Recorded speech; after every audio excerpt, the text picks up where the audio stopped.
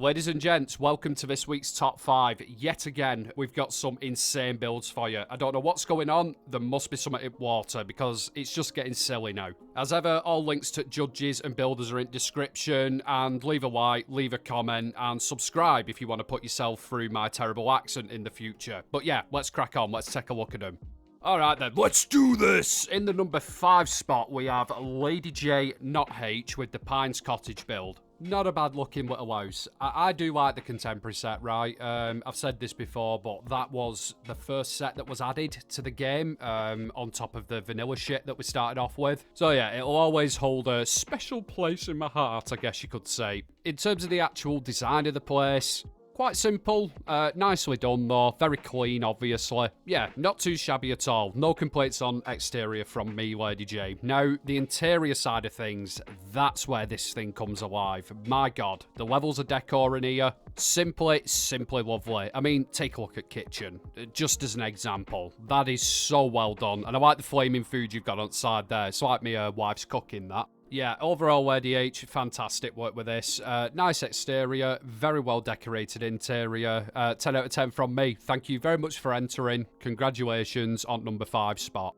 Right, so who's in number 4 then? Well, this week it's Widowbite with whatever the bloody hell this is called. What's it called? You have to give me a second. Mama's Old Picket Fence. Yes, sir. I have no idea what that accent was. Sorry it happened. Let's pretend it didn't. Widowbite, first things first, right? I love the scrappiness of this gaff, and I think you've chose a brilliant camp location. I'm not actually sure where it is, to be honest with you, but I like it. And I think your camp fits in perfectly here, to be honest. Now, onto the camp itself. What a fantastically shit-looking building. And I don't even mean that as an insult. That is exactly what you want from immersive stuff. So just bear that in mind, people in the comments. You know, when you're saying, oh, is that what classes as a camp today? A load of shit chucked down on the floor.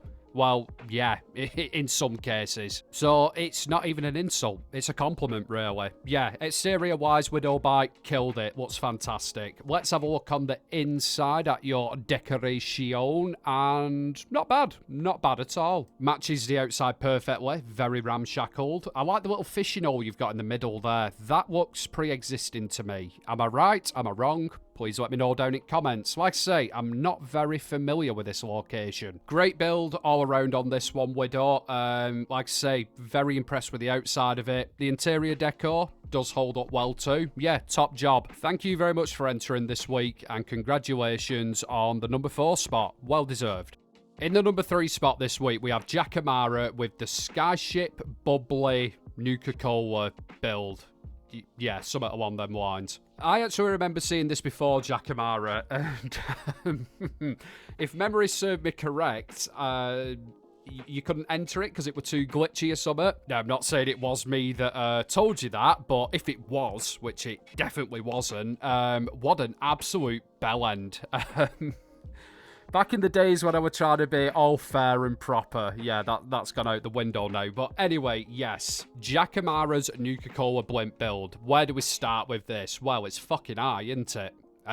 It is, it's way up there in stratosphere. I admire the tenacity, Jackamara, that building shapes in Fallout 76 that aren't square or rectangular does require a little bit more effort. It's not the most complicated thing in the world, don't get me wrong, but it does require a little bit more. Now, if you times that by 26,000 feet in the air, like Jackamara's done here, I can't imagine this was the easiest thing to pull off. Now, I'll be 100% honest with you. Building high in the sky like this is not something that I've ever partaken in. However, I do believe you can do it using power armor to glitch up there, or at least you could at one point. Or you can use the random tiles that are sometimes floating up in the sky for no explicable reason. But yeah, no matter how he's done it, what I'm trying to say is it would have been a kick in the penis. And I don't know about you lot, but I think it's turned out pretty cool. He's got the shape there. It's Nuka-Cola, and who doesn't love Nuka-Cola? Come on, let's be honest. And I actually think he's done a decent job on decor as well. Yeah, he's pretty well kitted out inside.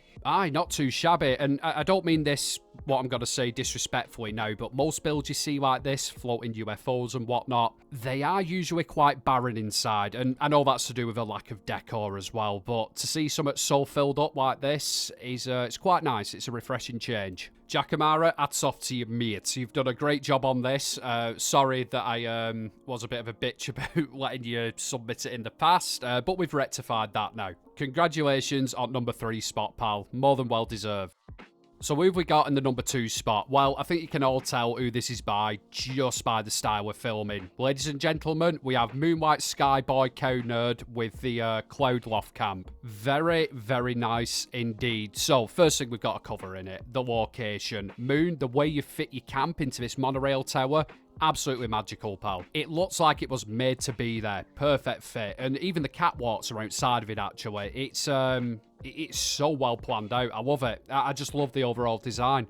Make no mistake, Mon Petit Fleurs, this would not be an easy one to pull off. The location itself would have added quite a few challenges. You know, you'd have clipping issues. Much like Jackamara's, the fact that it's so high up can cause you a few more complications. Like I said, this is not a simple build, guys, and the fact that Moon's made it so clean and so well fit into this spot is commendable. You've done a cracking job with this, Moon.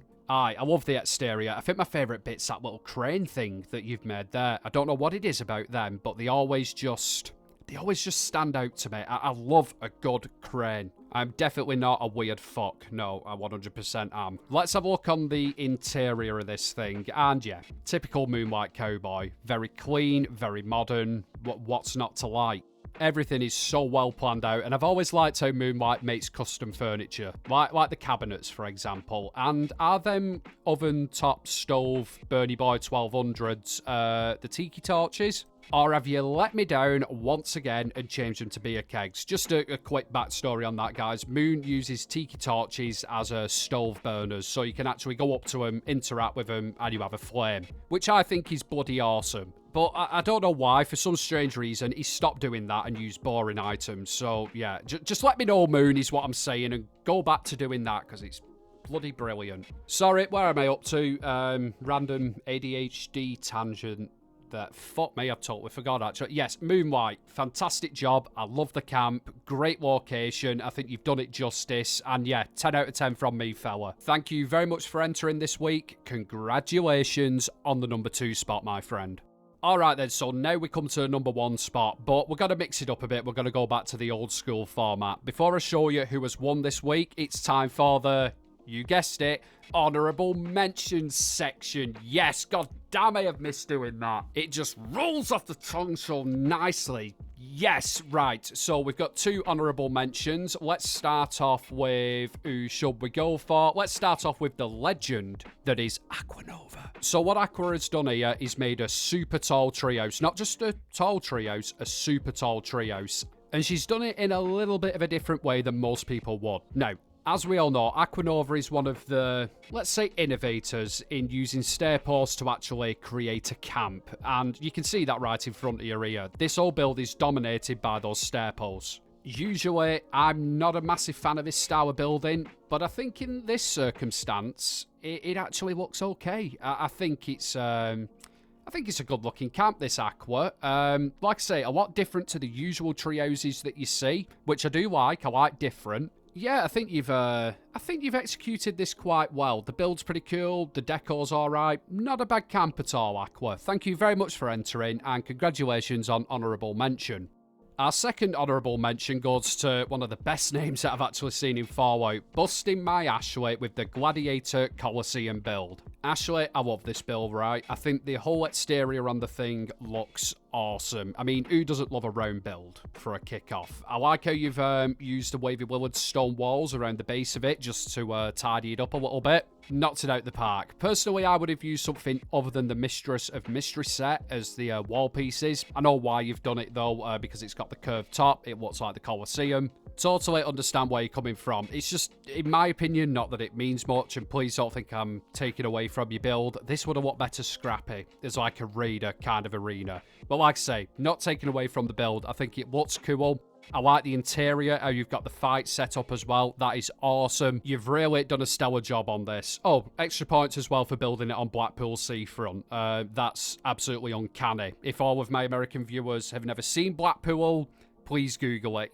You'll know exactly what I mean. It's like a real-life version of Fallout. There's super mutants, mad diseases. It's a horrible place. Ashley, thank you very much for entering this week. Congratulations on the honourable mention. Now then, let's go back to the top 5 proper and find out who came in the number 1 spot. Okay then, so this week's winner of the top 5 camp competition is the legend himself, Culver Camps, with the Vertibird build. What a fantastic creation this is. I have seen Vertibirds in the past. I think it was Nux that did one a few years back, and that thing was insane. But this, I'm sorry, Nux, I think this one takes the top spot. I mean, it's close, but I don't know, actually. It's a very close one, this. Guys, have a look through the top 5 camps. You'll see one with Nux's Vertibird build. Have a watch of it, and you let me know down in the comments which one's edged out in front. But enough about all that. We're here to look at Culver's incredible number 1 spot camp. Now, much like Jacamara's, it is a floating camp, so like I said before, does add its own set of challenges. With Culver's build, though, being as intricate and complicated as it is, I wouldn't like to attempt this. I'm not a great builder. I could probably work out how this is done, but nah, I wouldn't even try it. Yeah, it looks like a kicking dick. It is an actual kick in the penis, this thing. But I didn't really need to tell you that, did I? It's quite obvious. I mean, just take a glance at it. He's got the shape down to a T. Like I say, the levels of detail on it are amazing. The ideas, the cleverness behind it, like using doormats as rotor blades, for example, or creating missiles out of the Nuka-Cola ornament. It's all just mind-blowing. Again, I've said this a million times, and you're probably sick of hearing it. It's not so much the builds that are impressive on these. I mean, obviously, they are impressive, but it's the planning behind them. It's working out how to do everything. It just adds another layer of complexity, in my opinion. And even like silly things like the turbo fertilizer at the front there, that reminds me of the little spinning camera dome on Apache helicopters. It's just little things like that that you think, yeah, that is clever as shit. Culver, I'm in love with this thing. Not only does it look cool, but it's practical. I can see you taking out some Scorch Beasts with it. It's got an interior. It's highly decorate. Yeah, it just ticks all the bloody boxes, right? Thank you very much for entering this week. Congratulations on the number 1 spot, pal. I'm so glad you've come back to 76. And with that, guys, that wraps up this week's top 5. I hope you've all enjoyed it. Massive thank you to all the judges. Links to their channels are down in description. Make sure you go on over there and show them some love. Most of them are builders, so they've got some cool stuff on the channels as well. This on screen now is actually a new thing that I'm trying. Not only does it show the amount of votes that each people got, it shows votes for people that didn't get in the top 5, but, you know, did receive a bit of love their way. Let me know if you watching want to see more of this every week, because I can do it. Massive thank you to all my channel members and Patreons. The extra support is much appreciated. And yeah, as we say it north, I will love you and leave you, and I'll catch you at next one. Have fun, everyone.